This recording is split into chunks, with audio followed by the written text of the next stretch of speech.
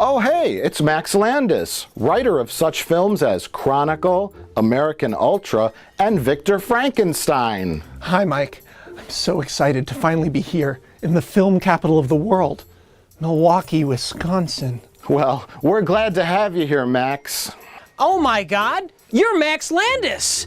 Your father directed the Blues Brothers 2000. That's right, and he directed the first one too. There was a first one?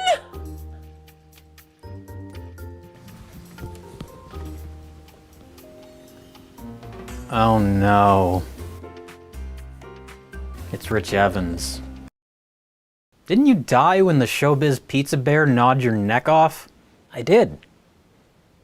Oh God, I can't believe it's really biting my neck! Ow! Oh God! Ow! Ow! Ow! Oh God! Ow! Ow! Is he joking? Well everyone, what do you say we watch some terrifying movies? Yeah. I've seen something terrifying. Hell. Because that's where my soul went after I died. What? Would you like to hear the story about how I escaped Satan's embrace and returned to my mortal body? No. Not really. No. No? No. No? No! It's exciting. You should have fucking stayed in hell, you piece of shit. Well, Max, let's watch some films. Now, today we're going to do a battle of the genres, and usually that means action, sci-fi, or horror, but today we're going to do something a little different. Superhero film, a children's film, and I think a thriller or espionage? We're not really sure. But our first film is called The Photon Effect. Incredibly, the cover actually has orange and teal on it. A lot of people who follow film looks and the evolution of the way films are looking now, that around like 2004, orange and teal became the dominant colors in everything because it makes skin tone look richer and it makes sci-fi stuff look cooler. But they've taken orange and teal, and what appears to be happening here are two floating heads looking, one guy kind of looks like John Cena, and one guy kind of looks like Clark Kent, kind of, and they're looking sort of cross each other, and two smaller thems have appeared in floating balls. And this guy has the red ball, and as you can tell, this guy has blue balls. All right, maybe we both have problems with authority figures. What's wrong with your face? He's too hunky. His hunk is extruding from his face. I want him to slowly put on the sunglasses. Yeah! The experiment went wrong, the hunk factor went too high. Right? Look at that face, just chin and cheekbone. He's at 125% hunk! I can take more! I can take more! The Photon Effect. Not everyone wants the power to change things. I love that. That's a great tagline. From director Dan Poole comes a new original superhero. Now, it says Dan Poole, independent filmmaker Dan Poole, known worldwide for his live-action adaptations of comic book legends. Now, we'll pause there. If you don't remember Dan Poole, around, I think, 99, he made a sort of famous Spider-Man fan film called The Curse of the Green Goblin? The Rise of the Green Goblin? The Goblin's Last Stand. I think that's what it was called. I just remembered that all on my own. That was incredible. I could hear you think it. I know, it was in the deep recesses of my brain and I pulled it out. But it's like a terrible shot on VHS film, but the part that people liked about it was he was doing his own stunts. He tied ropes to really tall buildings and was like swinging and jumping on cars and all this stuff. Oh, he was really endangering himself for his art. He was really endangering himself for his art. An earlier fan film, and then I remember this because around the time Sam Raimi started making Spider-Man, there was a bunch of speculation on whether or not he was going to give Dan Poole a cameo in the film. Not play Peter Parker, of course, but just a little cameo. And then they said no. Sorry. And then they stepped on him and squashed him like a little bug. That used to be like a thing, like in the early 2000s. There were so many different like fan films and stuff, and people were constantly like, when the real movies started to get made, people were like, they're gonna give a cameo or a nod or anything, and never, not once did they ever do it. I think they actually took a dump on Dan Poole. Yeah, I remember that. It made Variety. Yeah. It was incredible. They were like, Dan Poole brought to Hollywood. They told him, we're going to give you a cameo. And he was like, oh, cool. And they went, no, it's a cameo bag. Let's continue reading the back of the box now. Now he brings you his first original superhero. Meet Derek Powers, a tower climber uneasy with a secretive client. What? I guess he climbs towers and he is a client.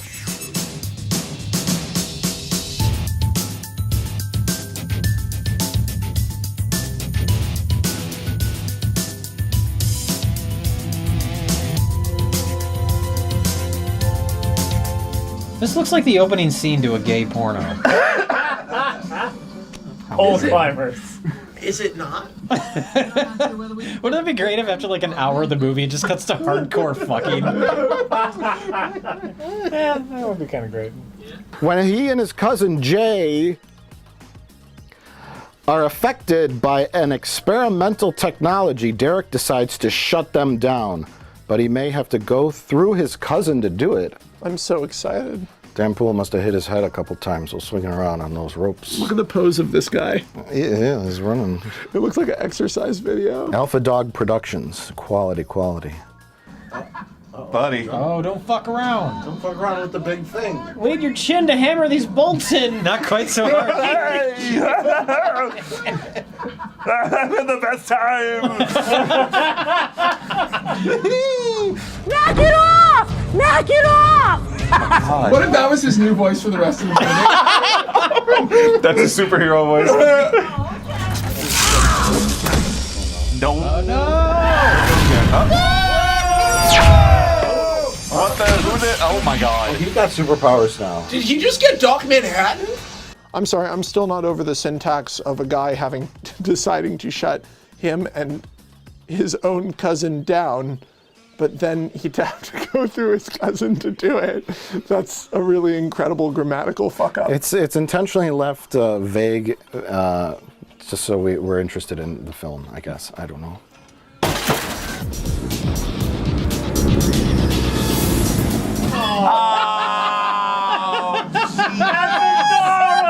He's a force ghost too, apparently. Did you see his shadow?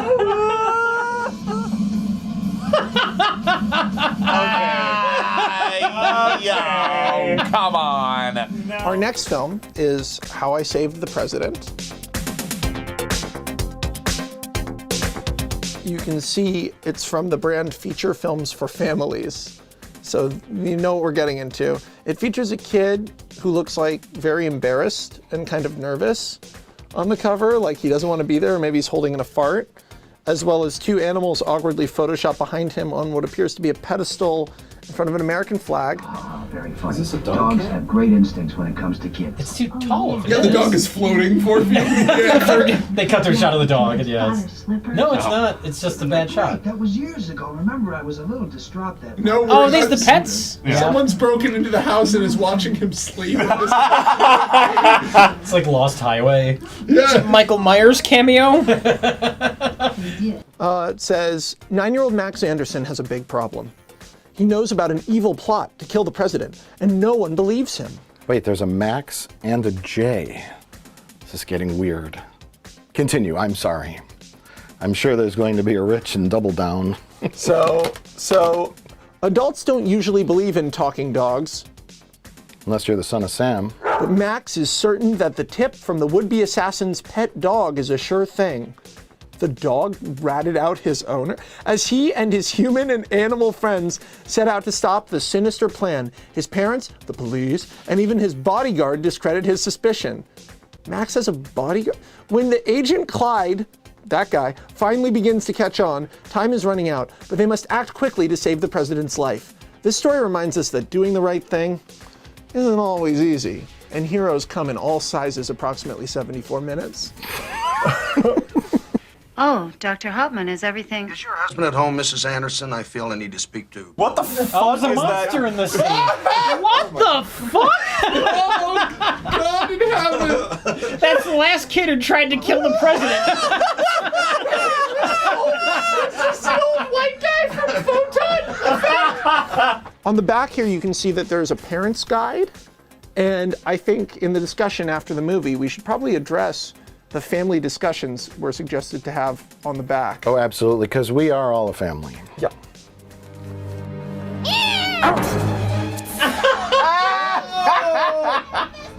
It's okay. It's a stunt dog. Hit him in the head. Oh my god. That's hit him in the assault, nuts. motherfucker. I want to see him throw through the window with that. Dumb tricks and traps now. I'm just hitting motherfuckers. Ain't setting up paint cans, bitch. Beat him to death with the club. Kill him, Max. Oh! You tricked him into falling into the. Oh! He didn't notice that They wall. wouldn't even do a nut The shot. cat just matrixed up the. Oh! Oh, that ruined that nice painting. Now, our last film, brought to us by KFC, is Double Down. Apparently, is it starring Neil Breen? Yes, both of Neil Breen's films are starring Neil Breen. And he directs them. And he directs them and writes them and shoots them, and everything is just him. Okay. It's literally like watching someone's dream. Fateful Findings is like watching someone have a bad dream. After all, I controlled access to the National Geospatial Intelligence Agency. What? Full access to Guys, anything, we're not watching a bad movie. We're watching a Neil even Breen from my movie. little simple, brilliant setup.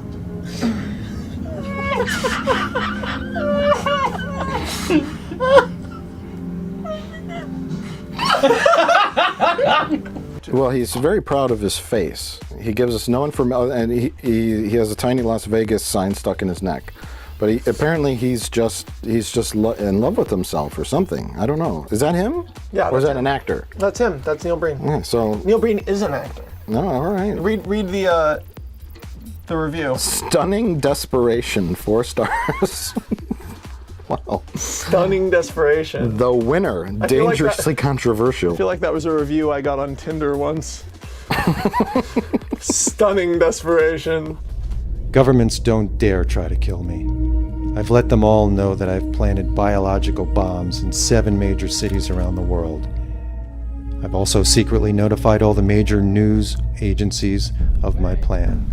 Jay, you missed. He has set up a thing that if anyone tries to kill him, he'll destroy America. Wait, what? Wait. What? For some time without being found. I disappear. I become invisible. What? What? Force shield will cause death. Oh. Force shield. There's a force shield. I'm so excited to be able to see this with you guys. The controversial story of a lone genius who closes down the Las Vegas Strip. I don't know how or why, but the government can't stop him, and he reunites with his dead girlfriend each night. That's the synopsis. Both of the Neil Breen films I'm familiar with feature a overabundance of ideas, mainly centered around him having secret knowledge and being a genius. People constantly complimenting him for being a genius. It's sort of like In the Room where they're like, "You're such a good guy, Tommy," the whole movie, or Johnny, "You're such a good guy," except for in this, he's a genius. I've got him on GPS. Who? We'll meet there. Where? What? Back up, back. Okay. Back He's to the. back there again? Sure. Nope, no bullets in here. Check. I'm not sure he ever left. No bullets in here. Check.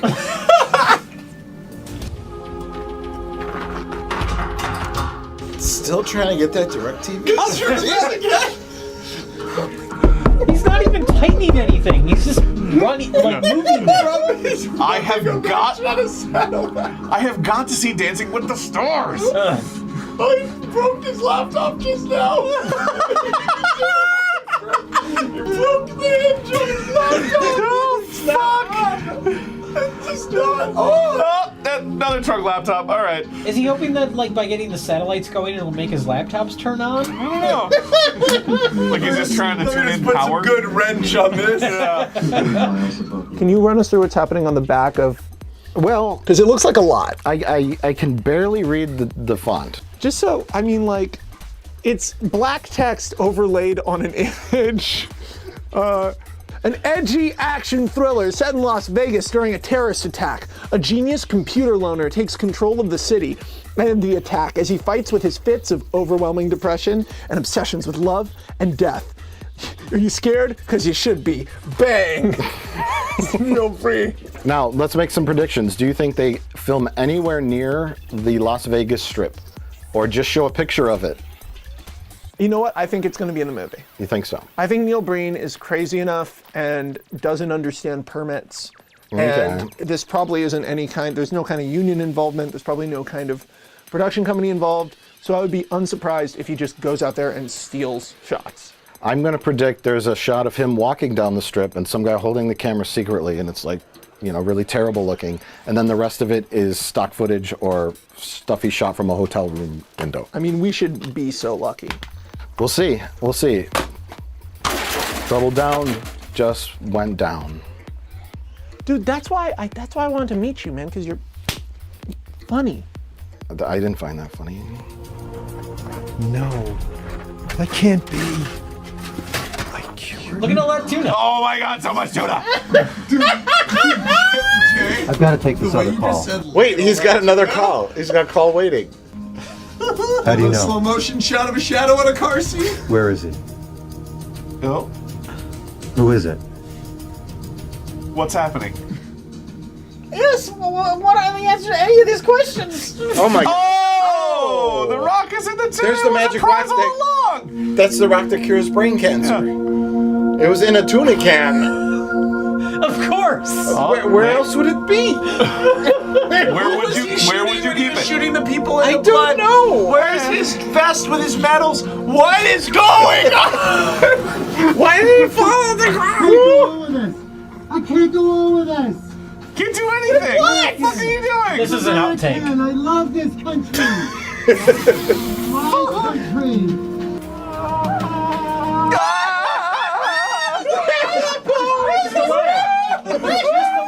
I'm laughing, but I don't know if I'm laughing or screaming.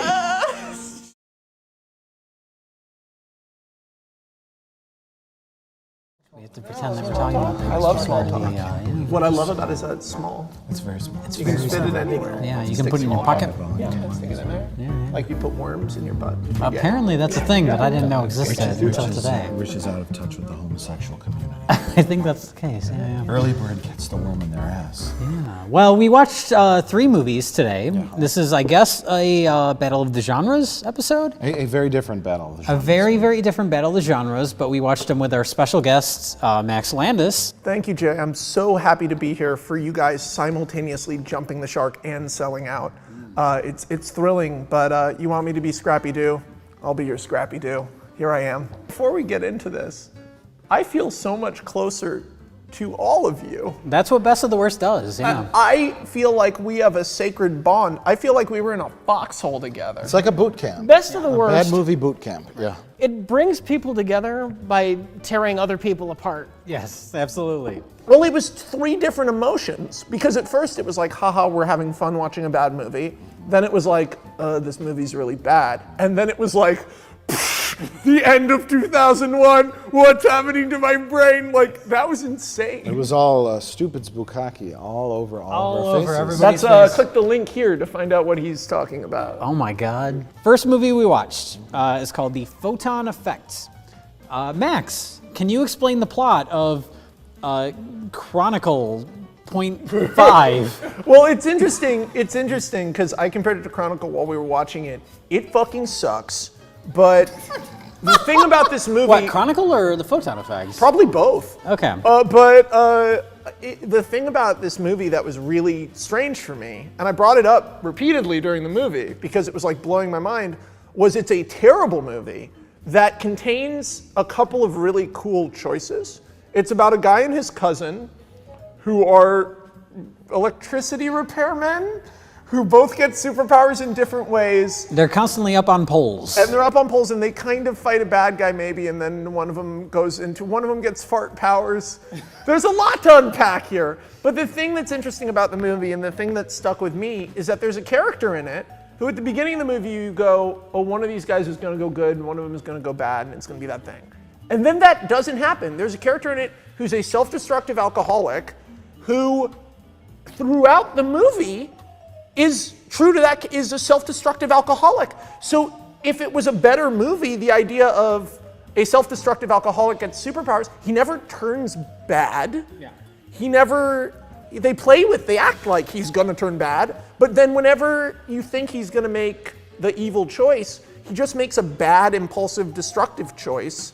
And I thought that was really interesting. He never robs the bank and kidnaps the mayor's daughter. He just blows shit up because he's a jerk. He just wants to get back together with his ugly girlfriend.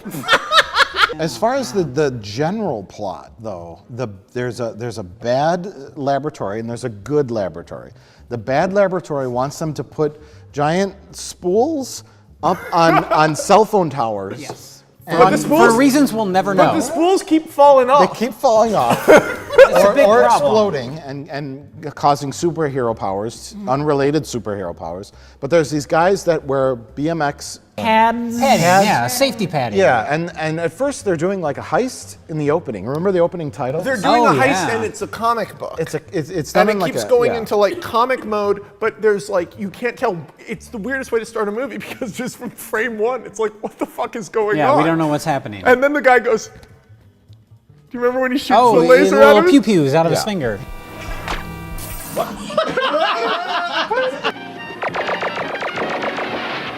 Okay, good guy and bad guy, cousins, Jay and someone. Yeah.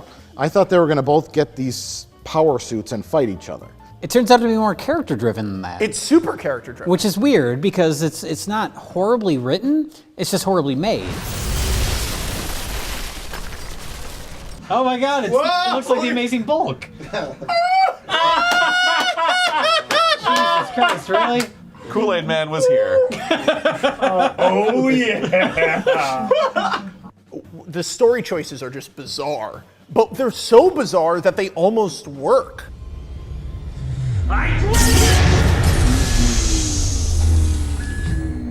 Whoa.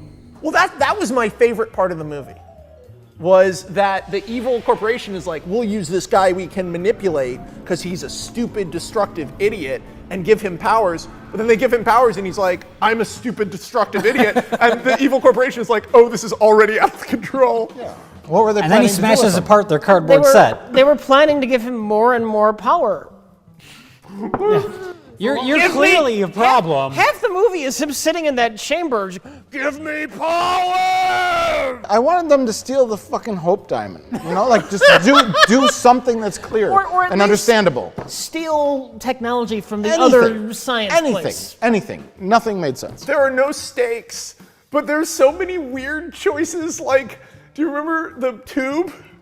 Yeah, that's the thing is our hero. There's bad superhero man who looks like Opie and Eric Bana. Opie and Eric Bana. We call him Eric Bana because he looks like Eric Bana mid-transformation from the Ang Lee Hulk movie. They're like both in their like early 40s. Too. Yeah. And they're supposed to be like 20. Opie is played by Dan Poole, who directed the film, who made the Spider-Man fan film, correct? Yes. And he has these powers where he can run really fast, but he needs to rehydrate himself. So for the second half of the movie, once he figures this out, he has a little backpack with a little tube, and he's constantly sucking on that tube to rehydrate himself. Just do that again. He's constantly sucking on that tube.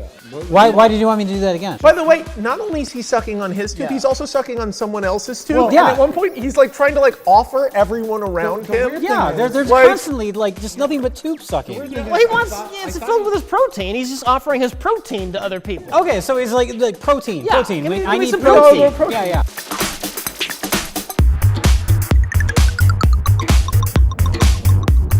The amount of coincidences in this movie, I wanted to try to do a count. So can we just start tossing out the amount of coincidences? I'll start. The lady who got robbed happened to work at the good corporation that specializes in exactly the powers the one guy will eventually get. Yes.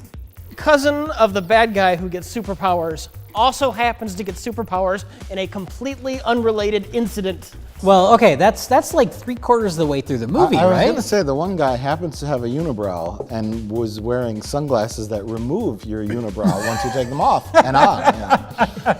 He tries to do the thing where you lift your glasses up, but the glasses tear off his head.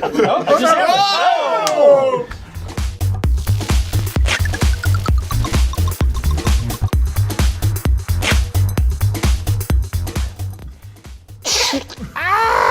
They call them waxers. The waxers? Okay. Is that what they call them in LA? Yeah, man.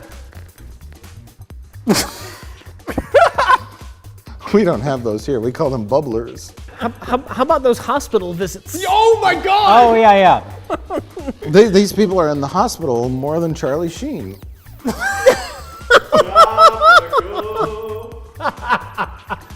How is Fox supposed to pay for me to come to Milwaukee if you say things like that? Does Fox own Charlie Sheen? Oh. His superpower is that he can't control any of his muscles. Wow! Whoa! I'm here to get.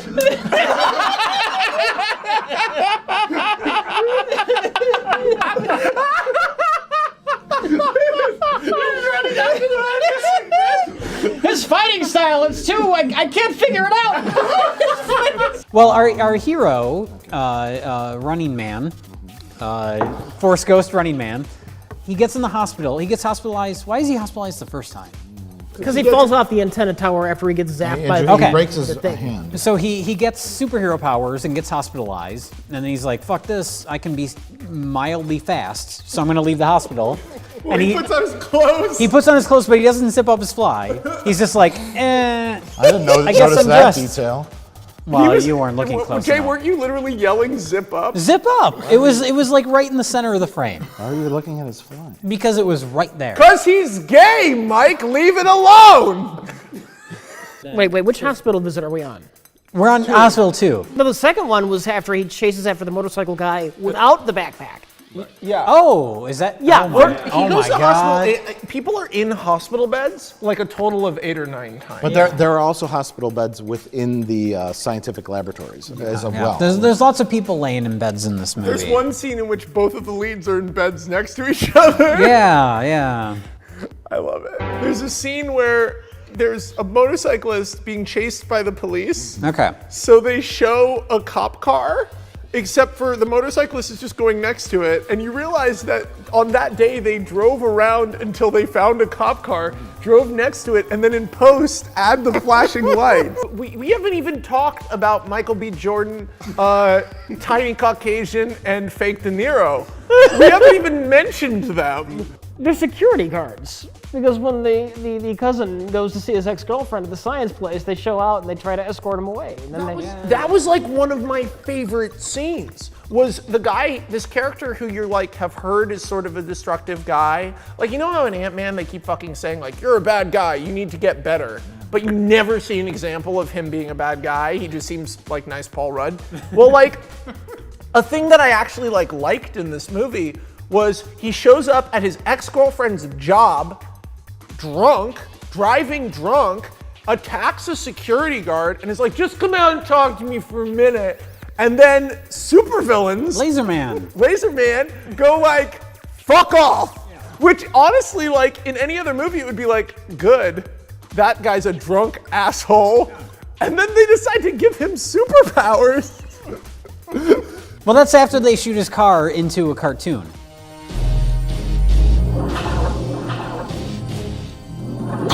what kind of reaction was that? He obliterated a car. And then he just hangs And then out there's there. smoke. Well, there's smoke, and it doesn't really billow. It's just there. There's It a clear line of definition. There's a, where yeah. the effect ends. They did a feather effect of 22% around the car, and that's just their smoke. Can we talk about how the hunk factor? You can talk about that if you wish. No, that's what made me choke on the water, I believe. His jaw is shaped like this. It's if it were my head, it would be like that. Yeah. It was incredible. Yeah. And the bad guy's head is an upside down triangle with curly hair glued to the top. Are you talking about Janusz? Janusz. This movie had one action gag that was executed super well and funny and cool, and I think we all know the gag. Yeah. That when it happened, yeah. I was like, whoa, it was like a Matrix thing where it was like, that was really cool. And that shit never happened again.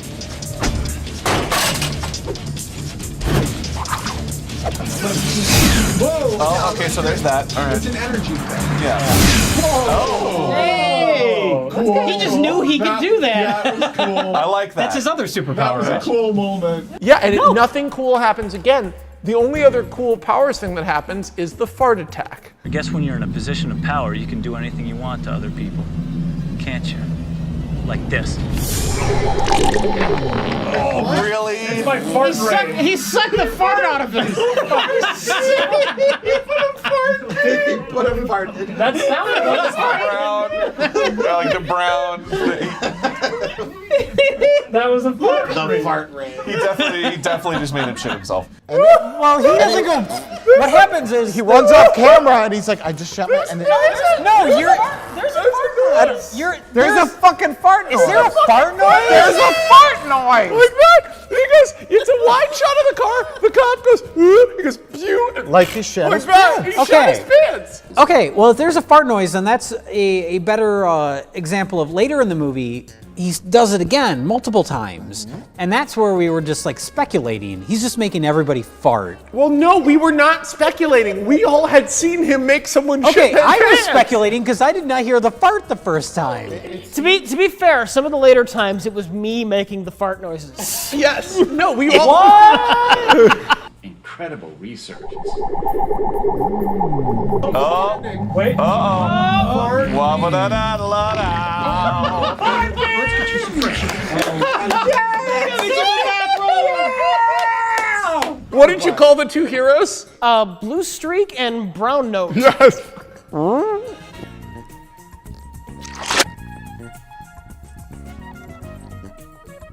Lady who got her purse snatched, who has the wardrobe done by Kohl's, who also has an office in a closet. Her counterpart is Morticia Addams, who has an office in a closet with a couple of shelves. There's a CPAP machine on one shelf, and There's like a blender on a there's shelf. a blender, like a piggy bank, and a bunch of things. There's some random tubes some coiled random tubes. up. And it's like an industrial desk with plugs and stuff. And there's a printer that doesn't quite fit on the shelf. And It's on a tiny shelf. It's on a shelf. The printer is this big, and it's fitting on a shelf that's this big. You almost slapped me in the face. It may fall off the shelf, but It feels like we're just wasting time. We're just killing time even talking about these two. I thought you were going to say wasting our life. Well, we are wasting our lives. That's very obviously Let's fuck this clear. shit. Let's get off the photon effect and let's talk about some fucking dogs. The cell phone towers suck energy. They're bad. All right.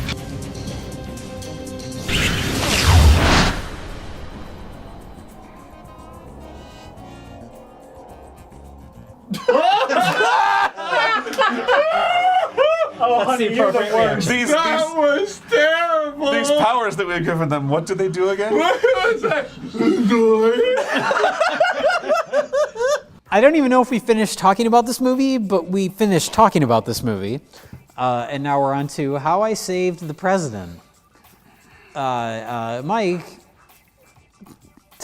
explain How I Saved the President. That's a dick move, Jay. it really is a dick Someone move. has to do it. And the whole reason that I wanted to intro these is so I didn't have to do it. This was all by my design. All the while, even up until this very second, I still wish this film was called How I Saved the President's Dog. Yeah. Unfortunately, it's called How I Saved the President, directed by Linda Shane. Linda Shane showing off. Showing off. Linda Shane, who we will all remember as the director of Flyin' Ryan. And Flyin' Ryan is a masterpiece compared to this. And weirdly enough, How I Saved the President is an early Linda Shane film when she was still shooting on film, apparently. Yeah, this is shot on film. Before she was downgraded to VHS-C, which is the compact form of VHS. Yes. And Linda Shane made a film called How I Saved the President, and there's a cat who's voiced by Victoria Jackson from Saturday Night Live. Homeward Bound elements. Yeah, and this little boy, his parents think he's insane. Because he is. Because, well... The movie is about an insane child. He does go to a psychiatrist for 5 seconds. And it's a joke. And the psychiatrist has a cat that is crazier than he is that plays with an orange. No, it's a dog that's licking an orange. Dog that's licking an orange. It's and it's bizarre like visual. It's like a David Lynch scene. Very Freudian, which makes sense. The dog's name is Freud. It's weird because his dog is constantly licking an orange, and he sprays an orange-flavored perfume on his balls.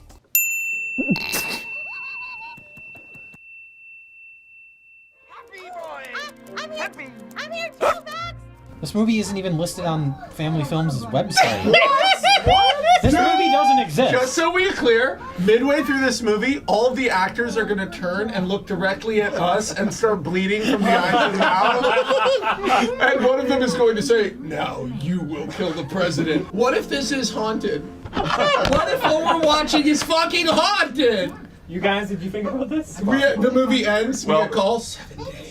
Okay, it is on I their don't think website. they're going to ask us to kill the president. I think at some point the actors are going to turn to the camera and start begging us to release them from the film. Oh no! We have to keep doing this over and over! Please let us out! Now that's scary. Here's the premise. I'm going to say it real quick. Okay. The small boy takes his dog and cat to the park, and a female dog who has a Parisian accent. And never comes back. And comes back one more time. Oh, yeah, one more time. Shows up, and there's mobsters that are foreign, ethnicity unknown. Sasha! You frisch, And then he meets him again, and she gives him a medallion. Yeah. The father is the Secretary of State? Former Secretary of State. Former Secretary of State. The mother was a National Guardsman. They cut to footage of the National Guard marching. That's not the mother. That That's was Melora Hardin. That's the woman that drives him to school. You're not a driver. You're a bodyguard. Okay. That's all she does. Who's played by Jan from The Office. Played by Jan from The Office. And coincidentally, there's a crewman named Michael Scott in the credits, which is, again, coincidental. That's very weird. And then the president is going to speak at a train station, and the man is going to assassinate the president by impersonating waiters with cakes, sneak into the train station, and hide in the booth where the spotlight shines on the president and assemble a gun to shoot the president, but the dog jumps in the way and is uninjured in the end. And we're done with How I Saved the President. You nailed it. No way, buddy! No, the dog knocked the gun. Are you sure? Called it. Oh! Oh my god! All right. Okay. It also has tonal similarities to a lot of 90s films. It's much better made than either of the other two movies. Yes, definitely. It has a lot of tonal similarities to my father's film, Home Alone. It's a great film. It is. It's great. Starring Macaulay Culkin. And its name is pronounced Macaulay. Macaulay. We love Macaulay Culkin, by the way. We do, yeah. I love him. I know! Call the president! I'm still confused whether or not that was Victoria Jackson or her voiceover.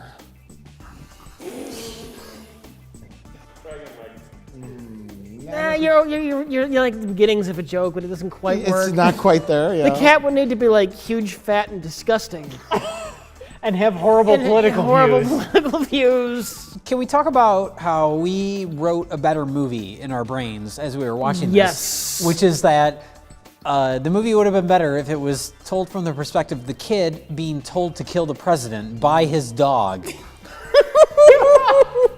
He's just kind of like alone in the backyard, sad, kind of playing with a ball. And then the first time you hear the dog talk, the dog just walks up to him. You have to kill the president. Well, there was a moment during this movie where we were all just repeatedly going, kill the president. and that was the watching experience of the movie. Yeah, that's right. Unless I can warn him.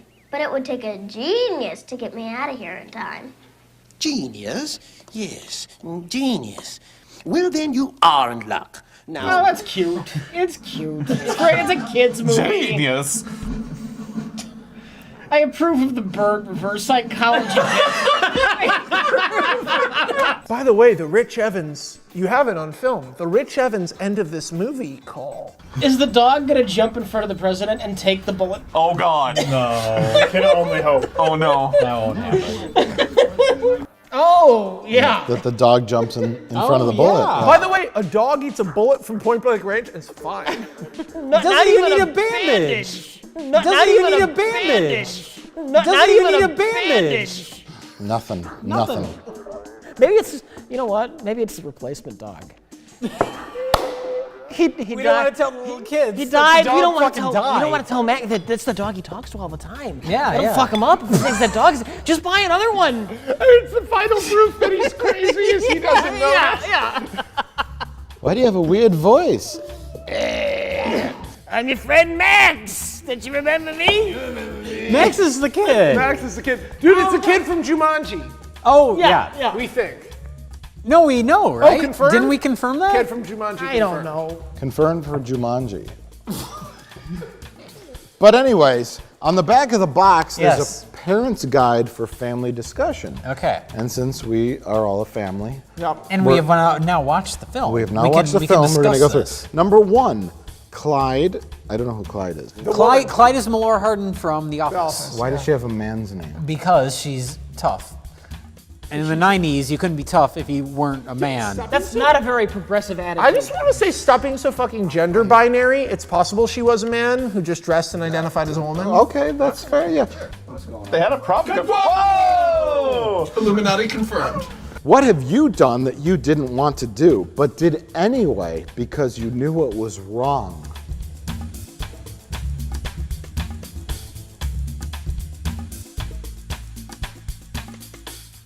This parent's guide is a bunch of crap. Yeah, this is all bullshit. I didn't realize there was a number 4, but we got, okay, number 4.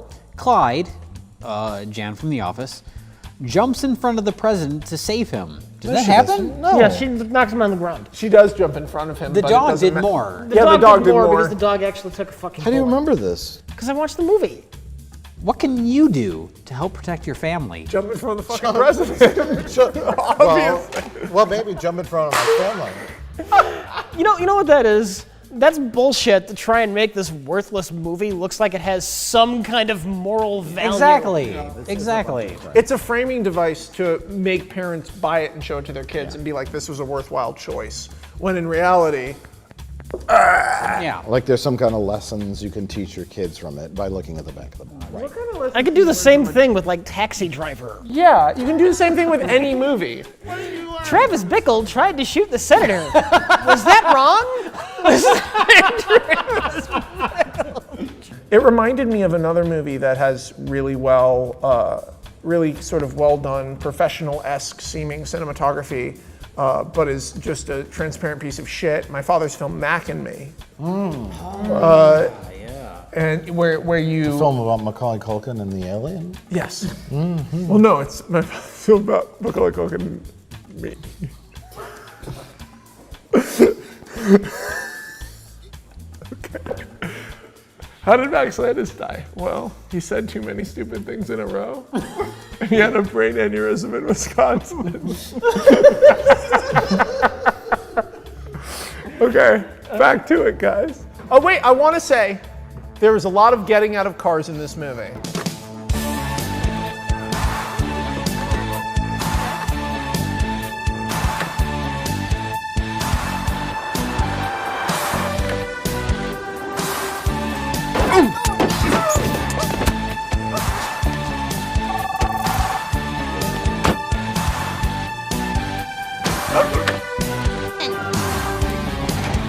Hurry, get in there!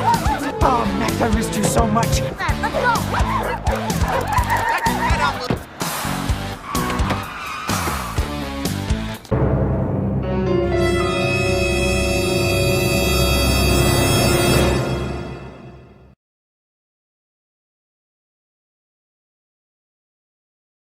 So our final film of the night, possibly of our entire lives, because I don't think there's anywhere to go but downhill from here, was Double Down, written, directed, and starring And edited and sound edited sound Neil Breen. Rich Evans, please explain the plot of Neil Breen's Double Down. In detail. In detail. Me? Yes.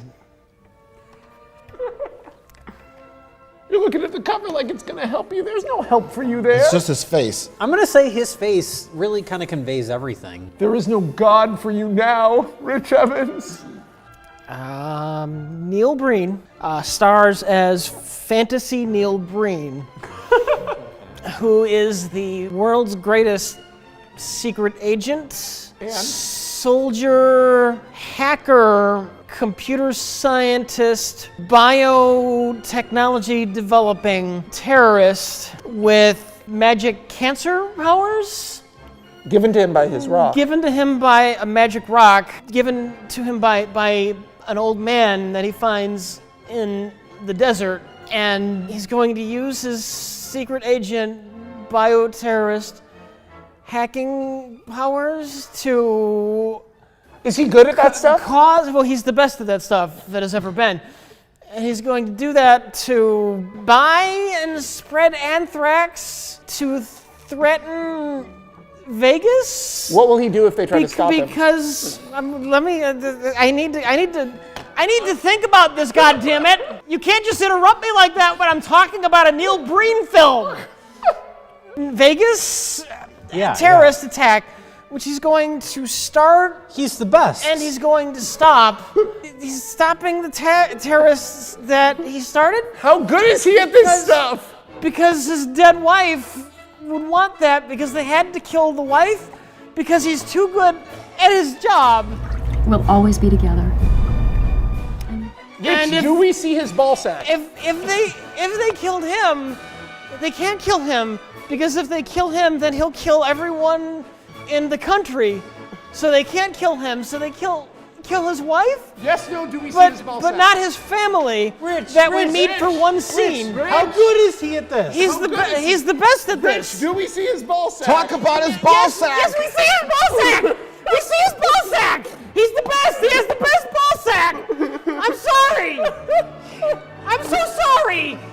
But Rich. Oh my God. No, Rich. And he is the best that has ever been at being his job as a super secret agent, bioterrorist activist. And he wakes up every morning under his car with "Help Me" written in blood. What does he eat, But it's Rich? not his blood. He eats tuna. He loves tuna. He really loves tuna. I mean, he loves tuna so much that he almost gets into a car accident. Rich, how many cell phones because does he eating have? tuna. How many cell phones? He has as many cell phones as he has laptops. And that's a lot of laptops, goddammit. That's a lot of broken laptops. How many DirecTV satellite dishes? He only has 2, but he uses them constantly. He just can't get them to work. Every morning, he has to put them on his car by waving around a wrench near the base of the already attached satellite dish. He has the tinfoil out. He's like, Rich. And then he walks up a hill. Rich, who are the Or people maybe by he the runs train? away from the hill. But then he wakes up by his car. Who are the people and by the his train? car, it's written "Help Me" in blood. Who are the people by the train, Rich? What train? I don't even remember the train. When the black guy, and he shoots him in the head. Who the what?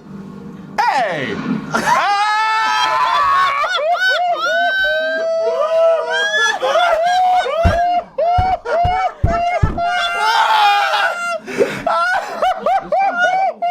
What the fuck is happening? Oh God, no! I thought you were talking about his family, who showed up in one scene. Who are his mom and dad? Are they Who alive might or not be dead? his family. Well, they're dead, but he talks to them, and he asks them if he's dead. But he doesn't know if they don't know if he's dead, or do they know? Is I his don't wife know what a they skull? know. Is she a skull or a ghost? Well, sometimes she's a ghost, sometimes she's a skull, sometimes she's naked in a pool. Did you say a ghost? She's a ghost. Like a skull ghost? She's a skull. There might be a skull ghost. Sometimes she's just like a bit of hair that's sticking out of his sack. Rich, And how sometimes much? she's a skull Rich, that's sticking out of his sack. How much stock footage is in this movie? Is it a little bit or a lot? This movie is nothing but stuff. It's meaningless, empty stuff that has no purpose. But it's It's the best stuff. It's the best stuff that has ever been because Neil Breen is the best at stuff, and Neil Breen is the best person who has ever eaten tuna. How many medals does he have, Reg? How many medals does he have? All of the medals. He has all of them. The Medal of Honor. The Medal for Meritorious Service. Defense Meritorious Service. Joint Service Achievement Award. What did I tell you? Armed Forces Medal. I told you. You were right on every level. Fuck's sake. The Purple Heart. Also 15 other medals. And I'm gonna put them on my cut-off jean jacket. They wear his next to his car in the With no shirt under it. Remember when he doesn't have a shirt on and then he has a shirt on and then he's shooting nobody? Oh yeah, he shot at nobody in this movie. I forgot about that. He keeps answering the phone and no one called and he didn't. No, I think the best scene is when he's assassinating somebody for some reason, because the only way you can fight somebody is to kill somebody that they know. So you kill your family to kill their spirit. So his target is getting married in Vegas with a girl he just met. Oh God, this scene. And so then he picks them up at the wedding chapel dressed as a driver, and then he feeds them poisoned strawberries. Yes, and then injected. it turns out he murdered the wrong people. So then when he goes to murder the right people, it turns out they already killed themselves because they knew that Neil Breen was coming for them. They killed themselves by shooting themselves directly in the forehead while sitting in a way. while sitting next to each other. God, end this nightmare! They committed suicide. Do you remember for when no good reason Neil Breen just rubs anthrax on somebody's elbow and walks away? Oh, excuse me. Honestly, our review for this movie, us all just descending into lunacy while Rich tried to explain, I started weeping. I don't know if you registered on film, I was full crying, and not in like a ha-ha way, like in like the end of 2001. I was a monkey looking at a monolith. I saw myself as a baby floating in space. Fuck this movie. Fuck this. 7 days. I feel like I just witnessed something not of this earth. I can steal any car, anytime. With a cell phone? Fuck you! I've been given this incredible power. Tonight, I believe I cured Megan of cancer. Oh my fucking god! The sacred question of this movie is, would I have sat all the way through it if I didn't have you guys going on this journey with me? And the answer is really simple. No! How did he get a Rolls Royce? Because he's not driving it. Look, there's no road. Like, why are you asking all these questions? Yeah, it's not worth it anymore, I guess. No. Fucking questions, but I'm done. Yeah, I'm done wondering anything about this movie. I'm just letting it go. I'm on the floor. I just slightly behind. was like slid.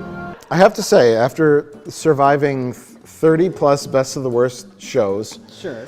it's a rare occasion when Jack leans off his seat and moves his head towards the screen. Yeah. Because as we all know, Jack has a superpower. But with this, he was like, I want to understand it, and I don't. I need more information. There were And, moments where we were all physically drawn towards the screen. I fell off the chair. You were sitting on the floor. I was laying on the thing. We were getting closer to the screen. We needed more.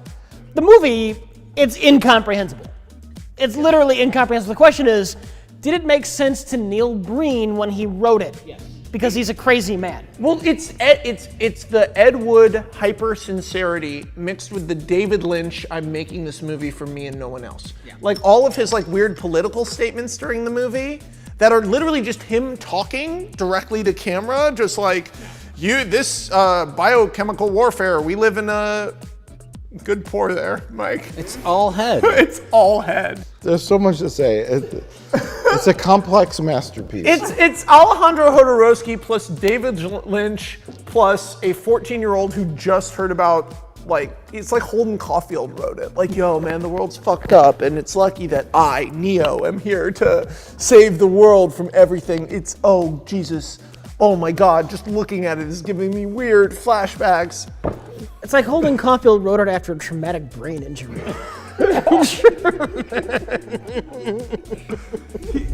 Governments don't dare try to kill me. I've let Just them my all know girlfriends. that I've planted biological bombs in 7 major cities around the world. There's Neil Breen and a very uncomfortable woman. Oh, that woman is giving him a kiss. Oh, you're my wife. I love you so much. You only paid me for the day. He tests out his anthrax by just dumping some in the local water supply? He kills all the fish. Well, that was just a test. That was just a test. You gotta test your anthrax out. But like the whole movie feels like a fever dream. Yeah. Is the most like succinct. I felt like I was watching someone else dream. Yeah, he's an idiot narcissist. Yeah. An idiot narcissist. Jodorowsky is incredibly a brilliant pretentious. Alejandro Jodorowsky is genius. There is an element of genius here, though. There is. We can all acknowledge it. Something cool is happening. It's just happening in the worst way ever. Agree? Agree. Sure. It's genius, though, by virtue of everything being wrong. Yeah. Yeah. Fuck you, Tuna! I don't need you anymore! Fuck you, laptop! Get rid of all of it.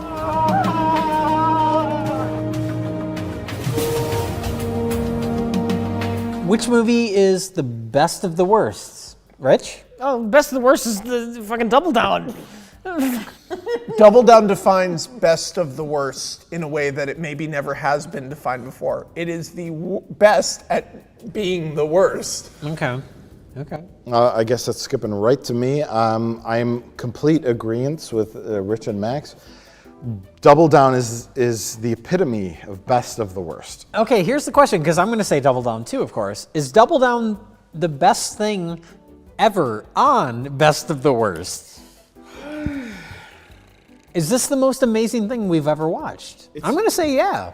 It's the most. Miami Connection? No. Miami Connection is funnier than Double Down. There's a lot of movies that are funnier Maybe or funny bad. funnier, but like.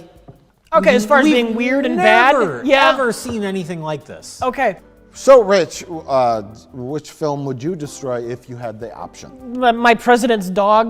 You would destroy that? I don't. You know what? I would destroy it too. Okay, let's destroy it. Let's fucking destroy I saved the fucking president's dog. Sorry, how I saved the fucking president. With a cat and a dog and a kid who talks to animals. Yeah. Fuck you, Victoria Jackson. Linda Shane. Linda Shane? You should be ashamed of yourself. Okay, I guess. And best of the worst, hands down, unanimous vote Double goes Down. to Double Down. Neil Breen, you are the man. Flawless victory. Flawless fucking victory, Neil Breen. Make 100 more movies, man. Do the next Transformers. I can start and end wars through my electronic, satellite, and computer skills.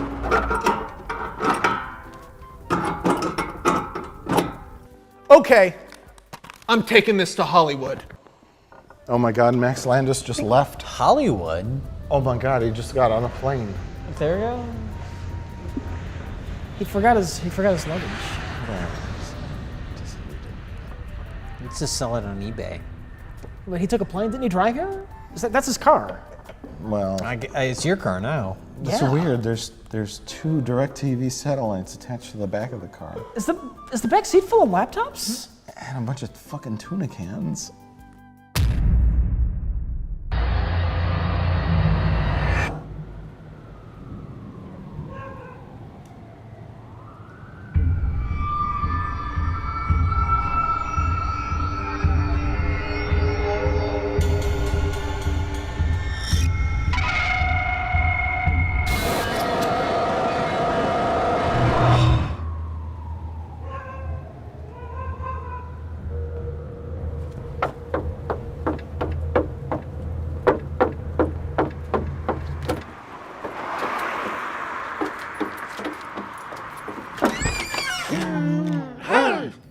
What is it that you seek? I have come from the land of Milwaukee to see the master. Have you brought the Sacred Offering? A children's film from the 1990s. Yeah, absolutely. This is not my first rodeo. Right? Pretty good. Oh yes, this will please the master.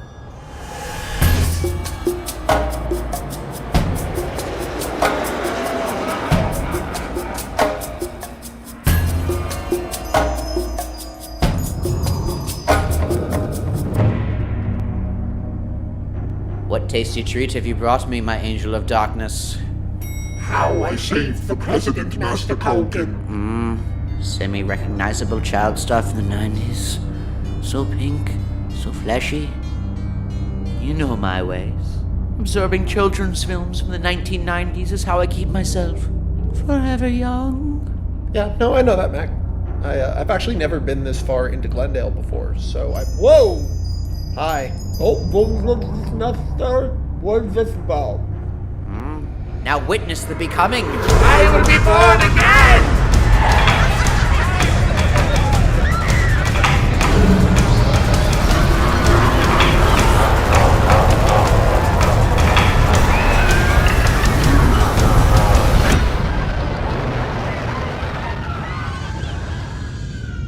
I shall be young again, young and beautiful. People will like me. People used to like me. When I was young.